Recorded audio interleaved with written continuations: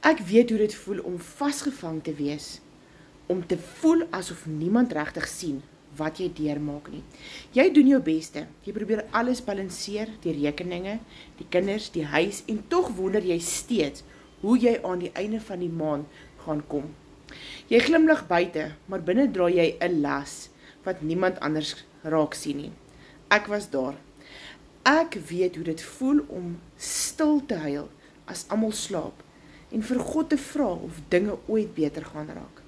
Dis presies hoekom ek dit geskep het. Nie net nog 'n aanlyn besigheid nie, maar 'n werklike oplossing vir regte vroue wat moeg is vir oorleef en gereed is om weer asem te haal. Dis nie oor om alles reg te hê nie, dis oor om iemand langs jou te hê wat jou wys hoe en jou herinner. Jy hoef dit nie alleen te doen nie. As jy dit nou lees, is dit nie per toeval nie.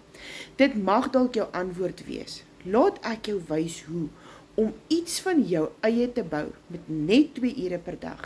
En 'n stelsel wat werk, selfs wanneer jy rus, want jy het lank genoeg gewag en jy verdien meer as net om kop bo water te hou.